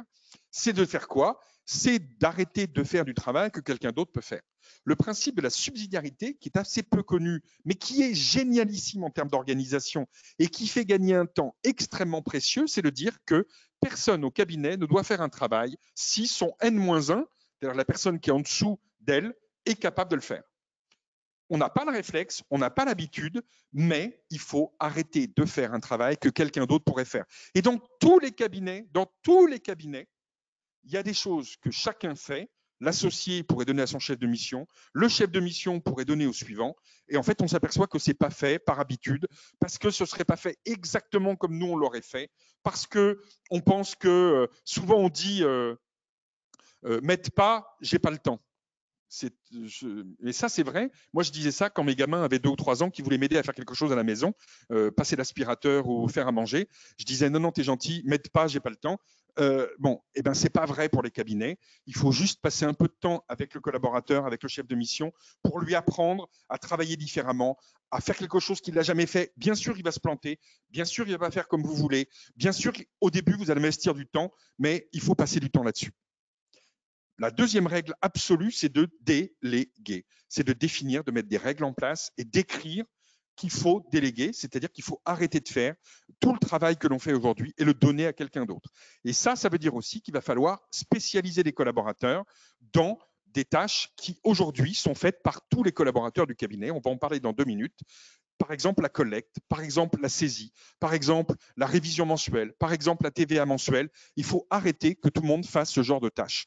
Il faut que les chefs de mission ne fassent qu'un travail de chef de mission. Il faut que les experts comptables ne fassent qu'un travail d'expert comptable. Et il faut qu'on spécialise des collaborateurs juniors qui sont capables de faire ça et qui peuvent le faire bien s'ils sont formés et accompagnés sur ce genre de tâches. Mais ça veut dire qu'on va libérer du temps aux suivants qui feront autre chose, etc. C'est ça la seule et unique recette pour y arriver. J'ai une petite question, mais on va essayer de faire vite. Le principe de subsidiarité est-il compatible avec le contrôle qualité de l'ordre? Évidemment, oui, 1000 fois, 2000 fois, 5000 fois.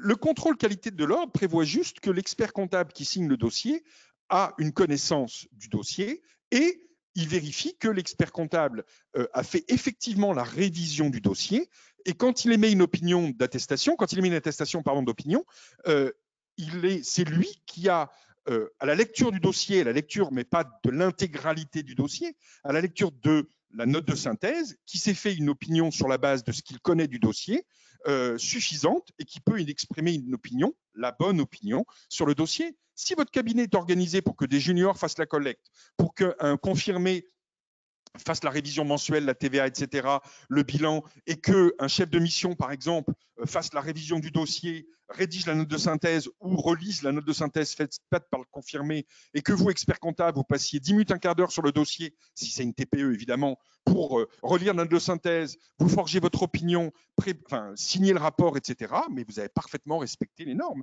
Il n'y a aucun sujet là-dessus. Les normes ne prévoient pas que c'est l'expert comptable qui fait tout le dossier, surtout pas, et qui révise l'intégralité du dossier, surtout pas. Les normes ne sont pas des entraves à la rentabilité du cabinet. C'est plutôt un mode, si elles sont bien appliquées, c'est plutôt un mode de fonctionnement qui vise à l'efficacité de l'organisation du cabinet.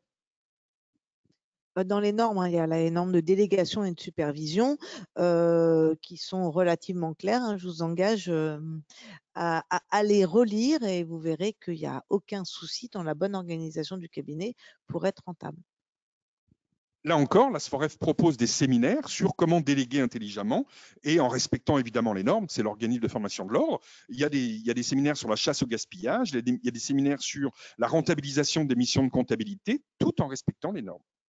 Donc, ça veut dire qu'il va falloir redéfinir les postes, c'est-à-dire allouer les tâches concentrées, spécialisées sur certains collaborateurs juniors et redéfinir les tâches de chaque niveau de collaborateur. N'oubliez pas, le plus dur, c'est de s'y mettre, c'est de se jeter dans l'eau qui est un peu froide au début.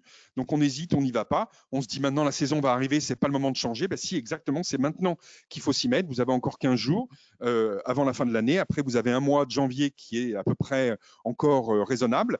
Mettez-vous pendant cette période sur la révision de vos process et les outils, de telle sorte que vous ayez une saison fiscale qui se passe le mieux possible. Et croyez-moi, le temps que vous allez passer à repenser vos process, c'est du temps que vous allez gagner 10 fois ou 20 fois pendant les 4 ou 5 mois qui vont suivre. Voilà. Une mini question, comment faire pour déléguer quand on est seul à son compte? Ça, c'est un vrai sujet. Ça, c'est un vrai sujet. Alors là, évidemment, quand on est tout seul, ça veut dire soit déjà qu'on utilise les outils de manière efficace et intensive, c'est-à-dire qu'il faut demander aux outils. Et puis après, j'ai pour habitude de dire aussi que quand on est tout seul, il ne faut pas forcément prendre tous les dossiers. Hein. C'est-à-dire qu'aujourd'hui, les experts comptables n'ont pas trop de mal de trouver des dossiers, ils ont plutôt du mal à trouver des collaborateurs. Donc, ça veut dire que très concrètement, si vous passez beaucoup de temps à faire de la saisie parce que vos clients ne veulent pas utiliser les outils modernes ou que vous ne voulez pas utiliser les outils modernes, point numéro 1, vous prenez les outils modernes et vous les imposez à vos clients de manière très claire. Si les clients n'en veulent pas, ça veut dire que ce n'est pas un client pour vous et qu'il faut vous intéresser à travailler sur d'autres clients qui vous donneront plus de valeur ajoutée parce que sinon, vous allez vous asphyxier sous la tenue de comptabilité, ce qui n'est pas envisageable. Évidemment, la possibilité aussi de recruter un alternant, par exemple, un débutant à qui vous allez donner du travail de saisie. C'est aussi la possibilité de travailler avec un autre confrère à qui vous pouvez partager un junior ou à travailler avec un confrère à qui vous pouvez faire un peu de sous-traitance de tenue, qui a des collaborateurs peut-être, ou un alternant ou quelque chose comme ça. Mais c'est vrai que la vision n'est pas la même. Quand on est seul, il faut se préserver et se garder des missions à plus forte valeur ajoutée. Et donc, ça veut dire qu'il faut aussi savoir dire non.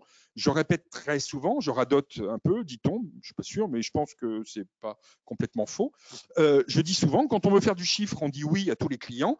Quand on veut faire de la marge et du savoir-vivre, on dit non à pas mal de clients. C'est-à-dire que quand on est tout seul, il faut se préserver en n'acceptant pas tous les clients qu'on est capable d'accepter dans un cabinet plus important.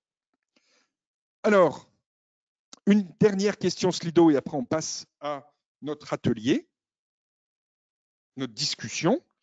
Je ferme la question numéro 3 et je ferme la question numéro 2 et j'ouvre la question numéro 3. Après cet atelier, dans quelle mesure vous sentez-vous prêt à revoir vos outils, vos méthodes et vos process?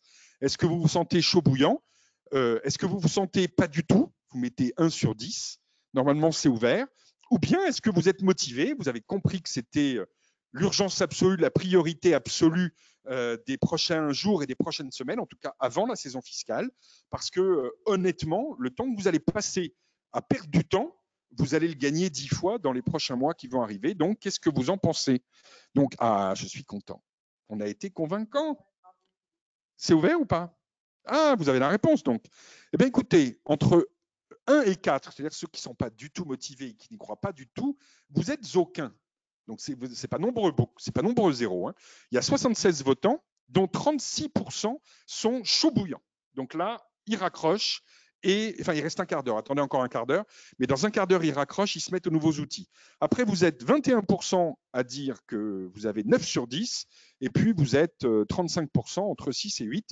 C'est carrément génial. Si vous avez des questions après la conférence, n'hésitez pas à envoyer un petit mot, n'hésitez pas à envoyer un mot sur Slido et autres. Ça restera encore ouvert jusqu'à demain, je crois, ou d'envoyer des messages. Mais surtout, n'hésitez pas. Là encore, il y a des formations à la SFOREF. On vous a mis à la suite du séminaire, pareil, toutes les formations qui peuvent vous aider dans l'amélioration de vos process, dans les gains de temps, pour vous, pour vos collaborateurs. C'est juste derrière la présentation. On ne va pas vous le présenter pendant l'animation, mais dès lors que vous téléchargerez le diaporama, vous aurez toute l'information qui va bien. Dernière étape, le témoignage. Je vais vous passer la parole. Vous allez nous raconter, peut-être que tu vas prendre 5 minutes pour nous présenter ton cabinet, pour commencer, comment vous fonctionnez, ce que vous avez mis comme outil, ce qui a marché, ce qui n'a pas bien marché, ce que vous êtes en train de faire en ce moment. Virginie, pareil, à vous de jouer. Moi, j'ai beaucoup parlé. Comme le temps court, je vais surtout laisser la parole à Jean-Marc. Alors, moi, je suis associé dans un cabinet qui compte aujourd'hui 70 collaborateurs. On a beaucoup grossi ces dernières années et on a travaillé très tôt, en fait, les process. Dès 2014-2015, on a commencé à explorer un peu tout ce qui se faisait sur le marché. Il y a beaucoup de produits qui sortaient mais qui ne marchaient pas. Et puis, on s'est accroché, en fait. Et depuis 2019, il y a un mouvement de bascule, en fait. C'est-à-dire qu'on s'est rendu compte que tout ce qui est ossérisation fonctionne plutôt bien, que tout ce qui est récupération d'écriture bancaire, maintenant, c'est passé dans le langage courant.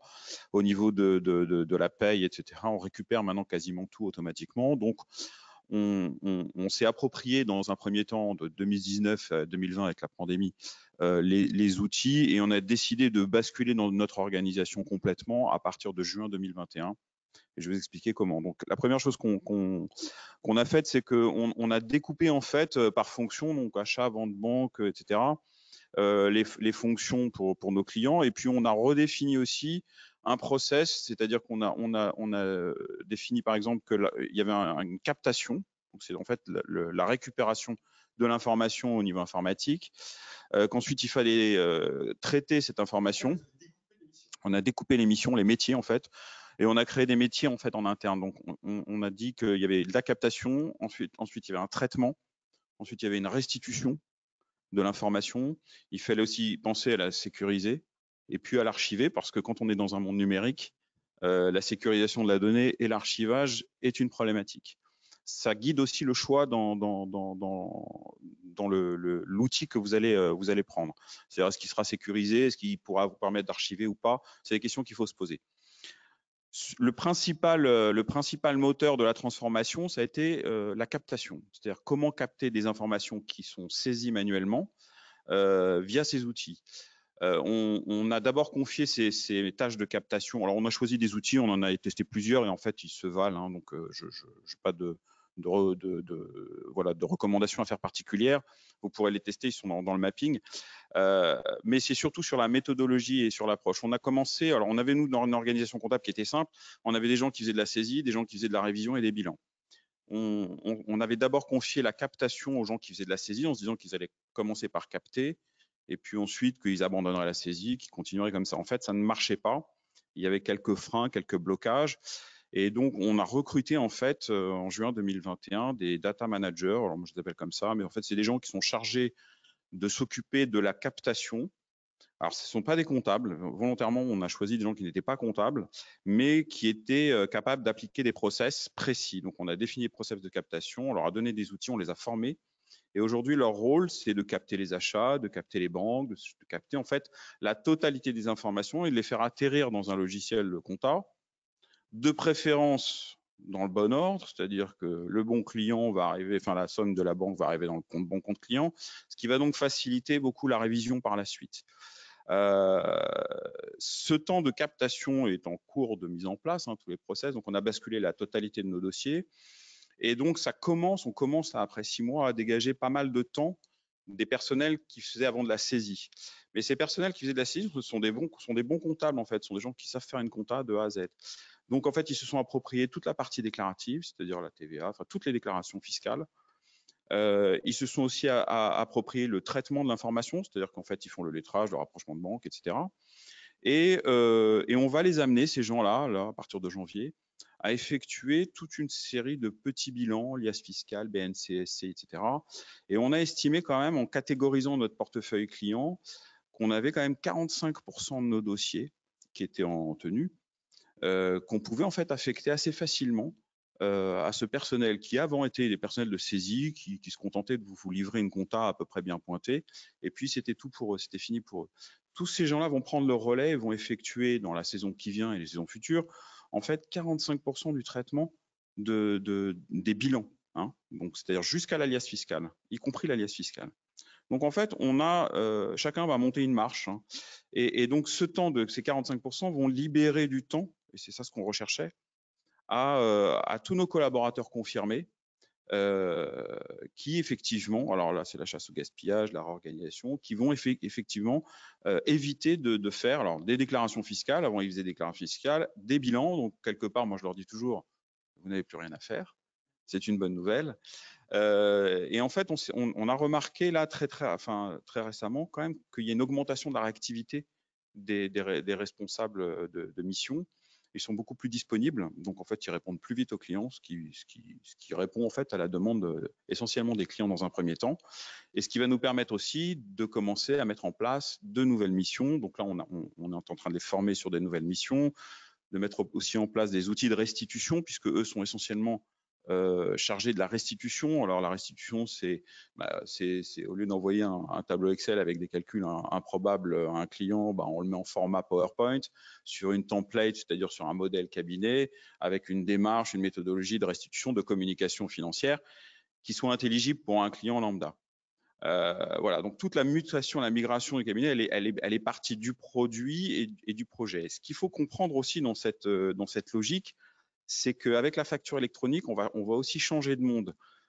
Aujourd'hui, on a l'habitude de traiter mensuellement nos dossiers. Hein, c'est quelque chose où on est câblé comme ça. Mais en fait, on rentre dans une mécanique de flux.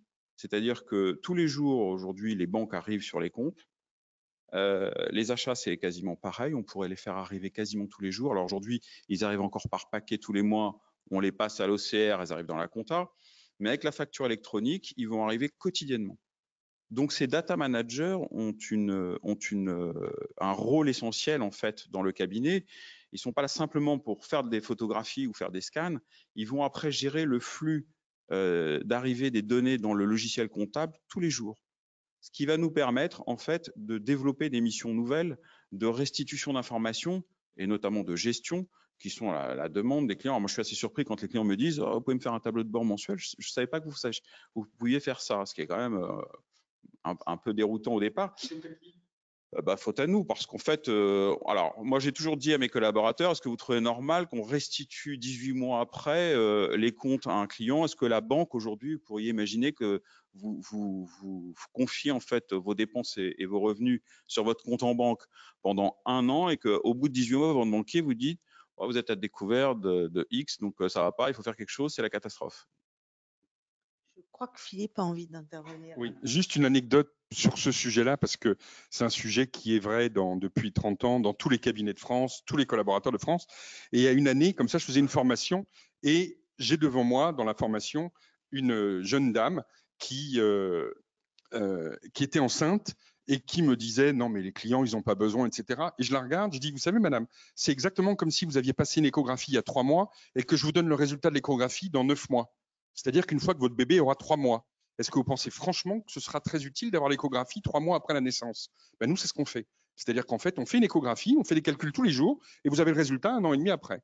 Voilà, donc c'est à peu près exactement le même type de conclusion. Merci beaucoup Philippe. Jean-Marc, on a une petite question qui me semble pas mal du tout. Comment faire pour développer la culture du changement au sein du cabinet en vue de permettre aux collaborateurs de s'adapter aux nouvelles méthodes et process? Donc, est-ce que tu peux me dire comment tu as fait? Et moi, j'ai une autre question à titre perso. C'est quoi le profil d'un data manager? Voilà, 2 questions.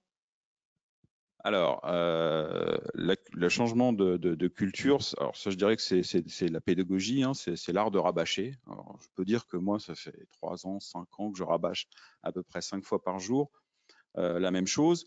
Et assez curieusement, c'est quand même très long. Hein. Il ne faut pas s'attendre à ce qu'il y ait des changements instantanés. Vous avez dit les choses, vous les avez répétées peut-être 100 fois. Et pour autant, un jour, un collaborateur vous dit tiens, j'ai une idée, je pensais à ça, c'est ce que vous lui répétez depuis 5 ans. Et il s'est en fait approprié le sujet, c'est-à-dire qu'il l'a compris, il a compris que c'était son intérêt et qu'il allait pouvoir l'appliquer de manière sécurisée pour lui. Il ne faut pas oublier que le collaborateur, et même nous d'ailleurs, en fait tout le monde, hein, on est bien plus à l'aise et bien plus confortable dans ce qu'on sait faire. Et dès qu'on sort de sa zone de confort, c'est un peu la panique pour tout le monde. Donc l'art de rabâcher, il n'y a pas d'autre solution. On a aussi beaucoup écrit les process, c'est-à-dire les profils de poste. Alors ça, on nous l'avait dit, on pensait que ça servait à rien. Mais en fait, c'est vraiment un support extrêmement puissant pour les collaborateurs parce qu'en fait, quand ils regardent leur poste et qu'ils ont, alors c'est valable pour un cabinet de 70 personnes, mais pour 5, c'est la même chose. En fait, qu'est-ce que je dois faire et surtout qu'est-ce que je ne dois pas faire? Et ça permet en fait à chaque collaborateur d'avoir un peu son menu et son guide opérationnel. Hein. Donc ça, écrire les fiches de poste, c'est un peu fastidieux, mais véritablement, c'est ce qui vous permet d'appuyer l'organisation sur le modèle que vous voulez construire. Donc voilà pour le changement de culture. Le changement de culture, c'est un changement du quotidien, c'est les nouveaux outils. Alors après, on les essaye ensemble, souvent ça marche pas, alors on pleure ensemble, puis on recommence le lendemain. Enfin bref, on s'aventure, hein, c'est une aventure. Moi, je considère qu'on est vraiment dans une aventure, c'est-à-dire dans une mutation technologique, comme on en a quasiment pas connu. Enfin si, peut-être. Enfin, je connais pas de cabinet aujourd'hui qui fait de la compta par décalque ou qui a décidé de la conserver parce que c'était mieux avant. Et donc, on est dans ce même changement, ce même type de changement. Alors, il y a des dangers parce que si on ne prend pas ce virage, on peut disparaître, on le sait tous. Moi, je pense que c'est une opportunité. À chaque fois qu'il y a eu une mutation, ça a été une opportunité. Et il y a juste que la technologie est extrêmement puissante, hein, donc il y a une espèce de tsunami là qui arrive. Il y a un mouvement de bascule, il faut rentrer dedans et puis se laisser embarquer. Après, c'est plutôt agréable et plutôt sympathique. Ça donne aussi beaucoup de perspectives aux collaborateurs de s'impliquer dans un projet qui change du quotidien et qui valorise beaucoup en fait. Hein. Le collaborateur, bien sûr, dire à son client j'ai une techno pour te simplifier ton organisation administrative, tes notes de frais, je ne t'embêterai plus avec tes cartes bleues. Bon, ça c'est encore un peu compliqué, mais je ne t'embêterai plus avec les cartes bleues. Tout ça nous valorise et valorise le collaborateur puisqu'il passe de l'ancien monde au nouveau monde. Les clients sont quand même très friands de ce genre de commentaires et de nouvelles. La deuxième question, excusez-moi, alors grande discussion au cabinet, c'est quoi un data manager? Moi, j'ai considéré qu'un data manager, alors on a pris quelqu'un qui travaille dans une usine. Donc voilà, pour être tout à fait simple, elle était cariste, c'est-à-dire qu'elle rangeait les boîtes dans des étagères, dans une usine. Voilà. Donc, c'est une personne en fait qui avait envie de travailler elle avait envie de travailler dans des bureaux et qui avait l'habitude d'appliquer des process. Ensuite, on lui a appris tout de A à Z. Hein, donc, qu'est-ce que c'est qu'un logiciel, qu'est-ce que c'est qu'une facture, etc. Elle est extrêmement pertinente sur ce poste et les chefs de mission ont dit mais de toute façon si tu es un data manager et qu'il ne connaît pas la compta, ça ne pourra jamais le faire. Donc on va la mettre à la compta. Alors je les ai laissés faire et donc ils ont rétropédalé au bout d'un mois en se disant que finalement ça ne servait à rien, que la masse de travail en fait sur le data management augmentait chaque jour puisqu'en fait on intégrait la totalité du flux dans ce domaine-là.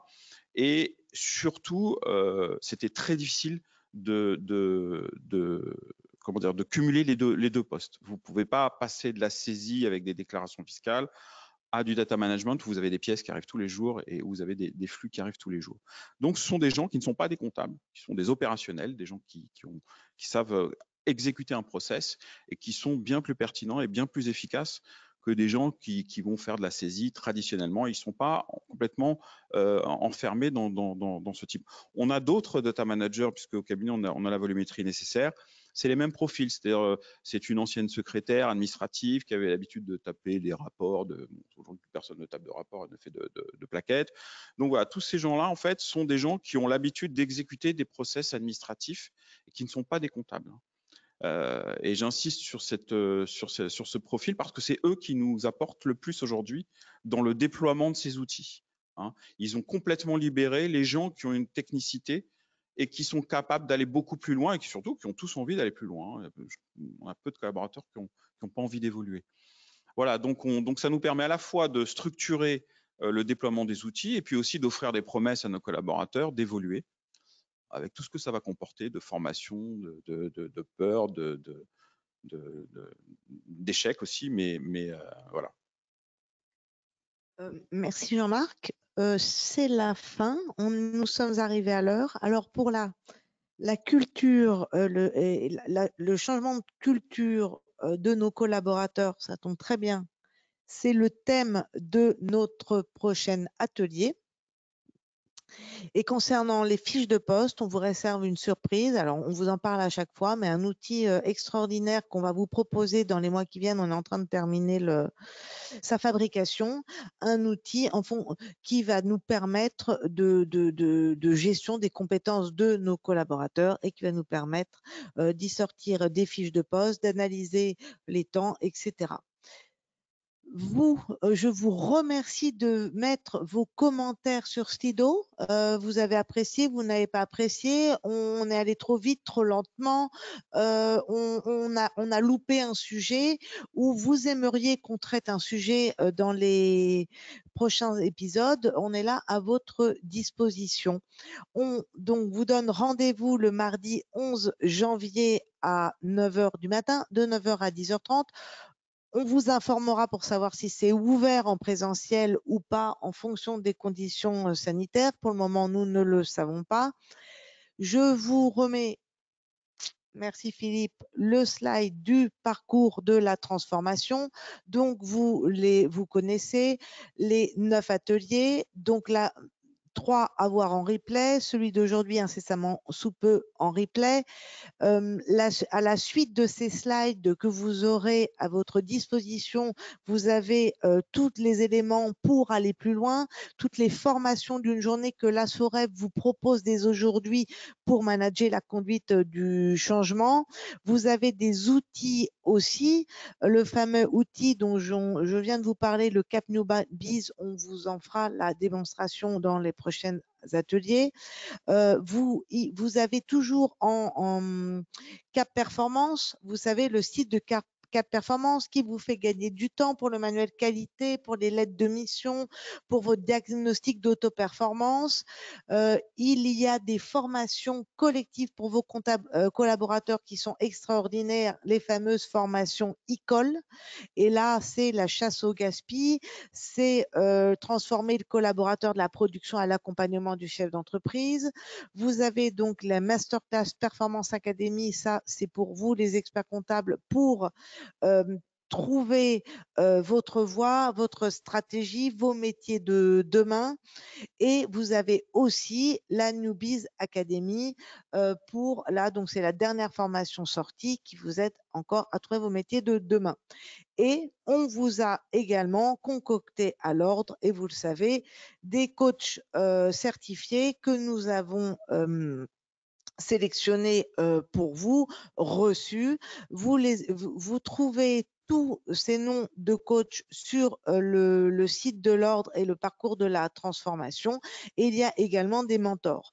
Je vous répète à chaque fois, mais bien évidemment, ne soyez pas frustrés si au bout d'un atelier d'1h30, vous n'y arrivez pas. Tout ceci, c'est compliqué. C'est un vrai changement, Jean-Marc l'a dit, technologique bien évidemment, mais en plus du technologique, en fait, c'est un changement d'ADN puisque notre métier est en train de gentiment se transformer sous nos yeux et nous sommes en train de vivre ça et je trouve ça extraordinaire. Alors merci à tous, vous êtes toujours très nombreux à ces ateliers, à peu près 300. C'est un vrai plaisir d'animer ces ateliers pour vous. Je vous souhaite de très bonnes fêtes de fin d'année. Merci Jean-Marc, merci Philippe. Bonne fête à vous tous et toutes. On se retrouve donc le 11 janvier en pleine forme pour cette super nouvelle année 2022. Merci et bonne fête. Au revoir.